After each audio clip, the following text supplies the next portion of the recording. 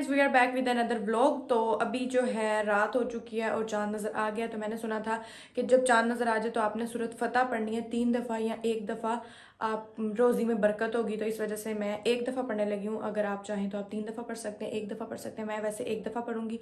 अभी सबसे पहले मैं पढ़ने लगी हूँ सूरत फतह। उसके बाद जो है हम तरावियाँ पढ़ेंगे, ईशा की नमाज़ पढ़ेंगे और फिर कुरान पढ़ेंगे। ठीक है, पहले तो आप मेरा व्यू चेक करें। ये देखें माशाल्लाह कितना प्यारा लग रहा है। फतह मैंने निकाल लिया। पहले मैं पढ़ूंगी अरबी और फिर मैं इसका तर्जमा पढ़ूंगी और उसके बाद मैं आपको मिलती हूँ।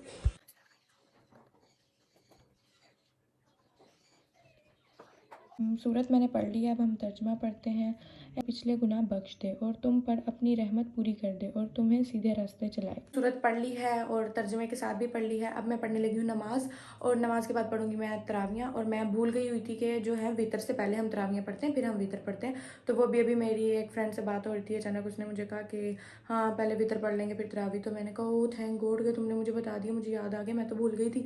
मैं तो पूरी नमाज़ पढ़ने के बाद तरावियाँ पढ़नी थी। तो ये शुक्र है मुझे तुमने बता दिया कि पहले हम तरावी पढ़ेंगे फिर हम वितर पढ़ेंगे। तो अब मैं पढ़ के आती हूँ।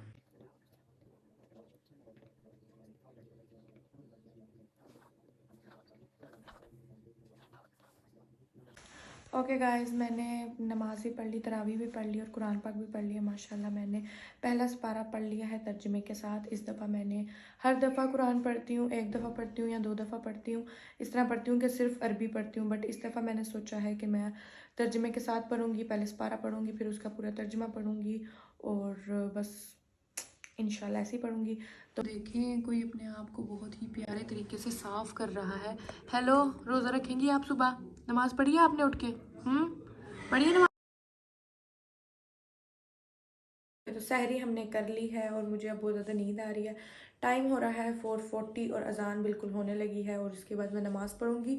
नमाज़ पढ़ने के बाद एक सपारा पढ़ूंगी और फिर सोऊंगी। और फजर की नमाज़ हमने पढ़ ली है। अब हम पढ़ने लगे हैं कुरान और साथ मेरी बहन बैठी है भी, हम दोनों कुरान पढ़ने लगे हैं। वैसे तो ये मेरे साथ हर दफ़ा कुरान में रेस लगाती है, बट इस दफ़ा मैं इसे छुप के पढ़ रही हूँ कि मैं कहाँ हूँ, इसको पता ना चले। कैसा आपको कैसा लग रहा है इस बात पर?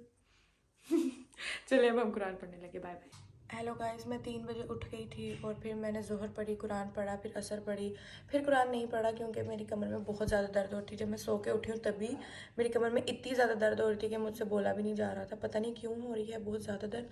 तो इस वजह से भी मैंने ब्लॉग भी नहीं किया। और अब हो रहा है इफ्तारी का टाइम, तो मैं पढ़ रही थी थोड़ी सी सूरतें वगैरह।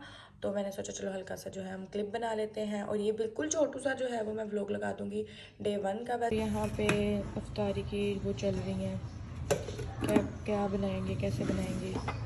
और ये आलू बनेंगे बेसन में। मेरा प्यारा बेबी बैठा हुआ है और वो चला के उसने कहा मैं नहीं बात करनी तुमसे। और ये देखें ये है ईवा बैठी। ईवा क्या कर रही हो? ईवा क्या कर रही हो? ये देखो मेरी तरफ। और वो आ गई कोको भी। चलो पीछे पीछे पीछे, मेरे पास नहीं आना। इफ्तारी के टेबल अभी सजा नहीं और ओगी पहले आ गया इफ्तारी करने। ओगी खाने से पहले अपने हाथ साफ कर रहा है क्योंकि वो जानता है कि हमें हाथ धो के खाना खाना चाहिए। तो ओगी अपना वज़ू कर रहा है ना ओगी? ये देखें वज़ू कर रहा होगी ताकि वो नमाज़ पढ़ सके बाद में।